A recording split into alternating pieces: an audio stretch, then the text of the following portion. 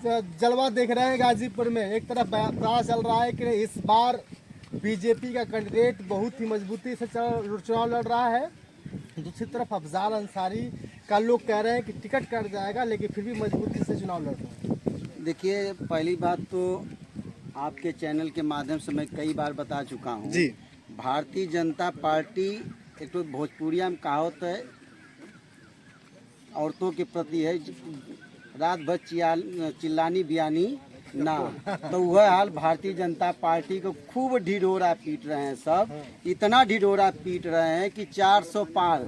अब मेरे ये समझ नहीं आता है कि मैं बार बार ये कहता हूँ कि ये तो इसी तरह से 400 पार करते तो भाई उनका कौन कहने वाला है। और अगर पारसनाथ का बताइए, जिनकी उम्र 80 साल हो गई, जिनको पकड़ के लोग गाड़ी में बैठा रहे हैं, और उनकी जब भीड़ देखेंगे, उनकी जहाँ नुक्कड़ सभाएं होती है वहाँ देखें तो गिनती के 2-4 लोग स्थानीय लोगों को पैसा से बुला लेते हैं, और कुछ उनके साथ चलने वाले वही कहते हैं कि भैया 400 पार।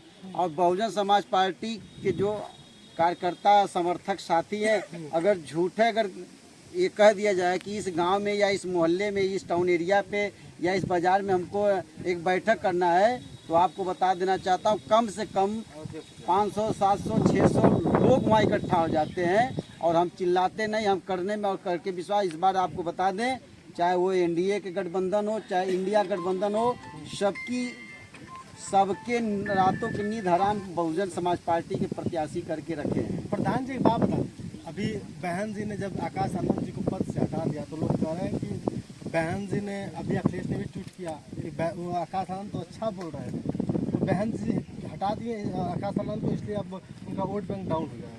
अच्छा, तो अखिलेश भैया अपने घरे के चिंता करें, हमारे घरे के चिंता मत करें। हमन का करल जाए का न करिए, हमन के छोड़ दें, वो अपने घरे में रफा करें। अपने पहले भाइयों के मना ले, अपने रिश्तेदार के मना ले, उनके समझा ले, अपने चच्चा के जो न शिवपाल चच्चा के समझा ले, जो बदाऊ के रैली में भाजपा के जितावे का तबा करें, तो वो अपन बात करें। हमारे पार्टी का, हमारे नेता का, हमारे मुखिया का, हमारे पार्टी के लोगन को वो बात न करे तो ये बेहतर उनके लिए है। और रह गई जहाँ आप बात कर so national coordinator Akash Anand का, माननीय बहन जी कही हैं, जब माननीय बहन जी पार्टी को आकाश आनंद को नेशनल कोऑर्डिनेट बना रहे थे, तो उस समय बहन वो आकाश आनंद का अभी कुछ दिन पहले आप देखे होंगे इंटरव्यू चल रहा था, उसमें कहें कि माननीय बहन जी ने मुझे कहा कि आकाश आनंद, ये जो संगठन सौंप रही हूँ, ये न तुम्हारे बाप का न मेरे बाप का है।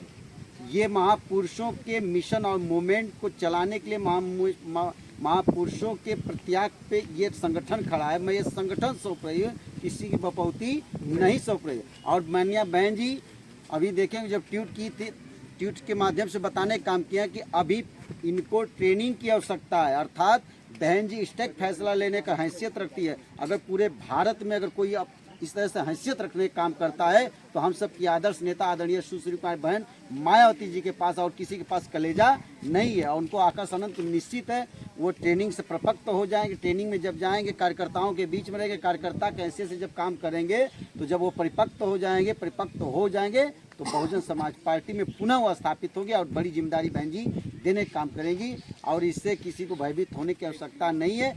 आकाश आनंद जी को ये बहुजन मिशन मूवमेंट के लोग, सिपाही जो हैं, उनको बिल्कुल अपने हाथों पे रखें और मजबूती के साथ बहुजन समाज पार्टी के साथ खड़े। प्रधान जी, अफजाल अंसारी सामने सपा समाजवादी और बसपा के साथ जो गठबंधन हुआ था 19 में, वो सांसद बने।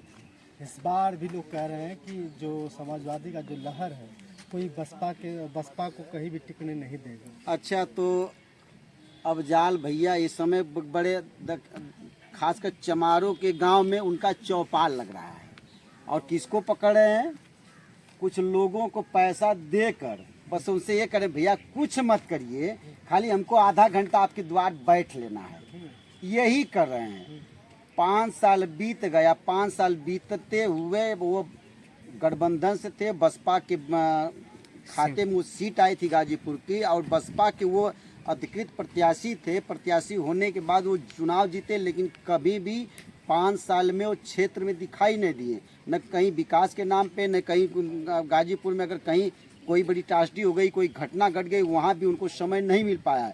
क्योंकि वो 5 साल अपने परिवार के रक्षा सुरक्षा धन अर्जित की जो बड़ा रूप से धन अर्जित की गई थी, केवल उसको संरक्षण करने में उनका पूरा का पूरा समय चला गया। और ये देखिए अभी बहुत वो ज़्यादा फड़फड़ाए नहीं, हो सकता है कि वो चुनाव नहीं लड़ पाए। अरे खुलासा नहीं, अब भाई कानून का रफा चल रहा है, उनकी पर डे सुनवाई हो रही है, सुनवाई में उस पर उनका दोष सिद्ध हो जाएगा तो चुनाव कहाँ से लड़ पाएंगे। मैं खुलासा कहाँ से कर रहा हूँ, मैं तो कानून की बात बता रहा हूँ। ये तो खुलासे की है नहीं कि मैं कोई चीज़ गढ़ के बता दिया। अभी 20 तारीख को एक सुनवाई थी, 24 सुनवाई है। अगर हो सकता अगर कोर्ट उस संज्ञान में ले ले, इनको मतलब मुलजिम ठहरा दें। जब मुलजिम ठहराएंगे तो स्वाभाविक सी बात है, जब मुलजिम ठहर जाएगा तो मुलजिम चुनाव नहीं लड़ता है।